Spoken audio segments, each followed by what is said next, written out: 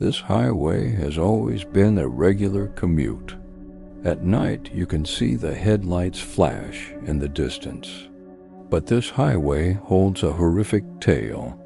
It was here on this desolate stretch of highway that 7 men met their demise. Each was shot at close range, their bodies dumped on the side of the road. Fear gripped the community as a new killer seemed to be on the loose.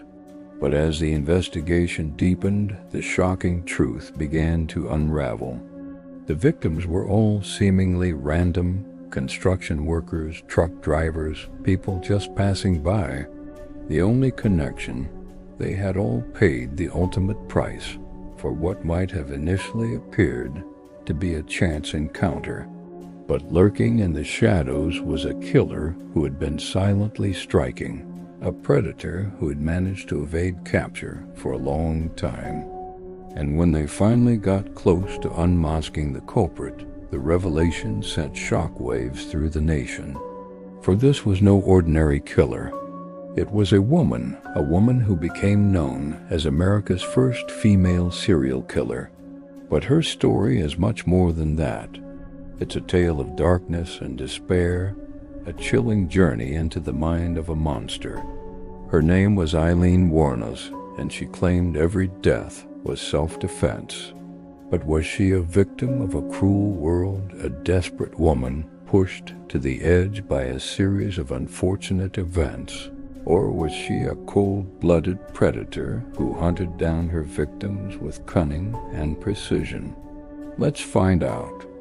Aileen Wuornos was born in 1956 in Rochester, Michigan. But from the moment she entered this world, her life was marred by tragedy. Abandoned by her birth mother, she was raised by her grandparents.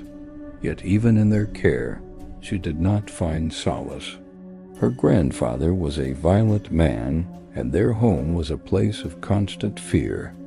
By the time Aileen was 11 years old, she had already seen more darkness than anyone should ever witness in a lifetime.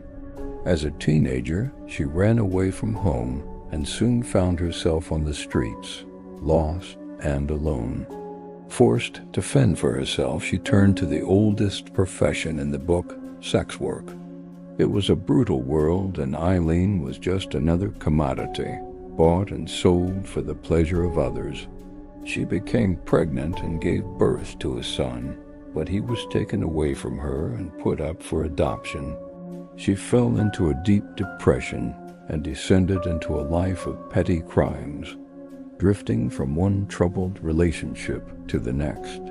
Then she met a man named Dick, who introduced her to the world of hustling.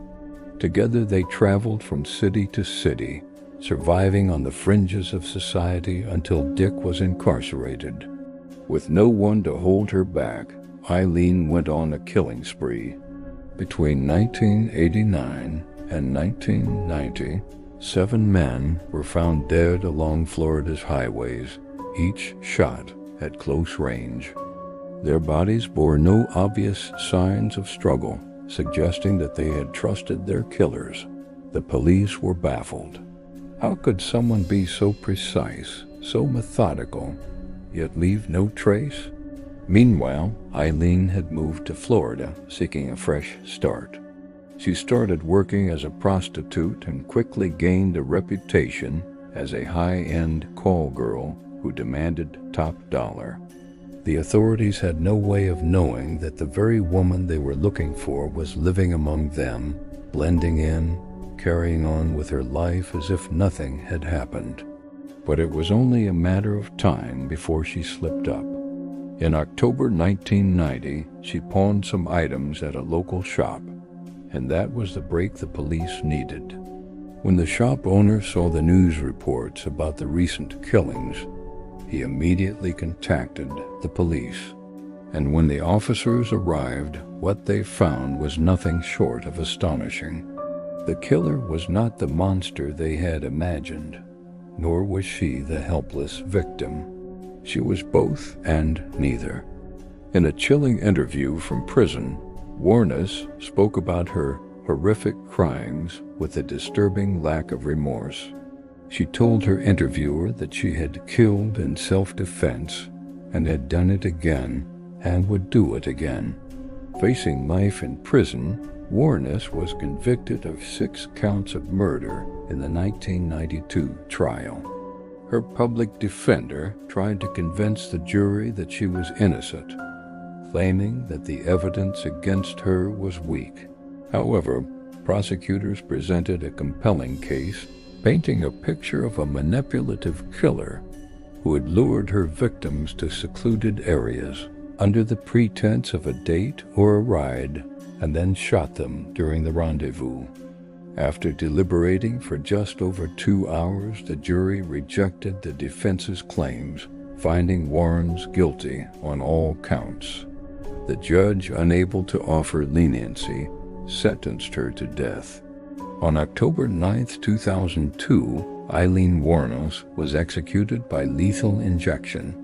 As she approached the execution chamber, she made one last attempt to avoid her fate. She asked the officials to delay the execution because she was going to have a baby, but her pleas were ignored. Before receiving the lethal injection, Wuornos gave her final statement, saying, "I'd like to say I'm sailing with the Rock, and I'll be back like Independence Day with Jesus June, like in the movie Big Mother Ship and all, and we'll be looking like the good guys in the 60s. Fedoras and leather jackets. Yeah, that'll be cool." With that, she was led to the gurney. As the lethal drugs coursed through her veins, ending her life, the question still remained: was she a monster or a woman who had been broken by a lifetime of pain and abuse? Wuornos remains an enigma in true crime history. Was she driven by survival or vengeance? What do you think? Let me know in the comments below. If you enjoyed this video, make sure to check out more content. Thanks for watching.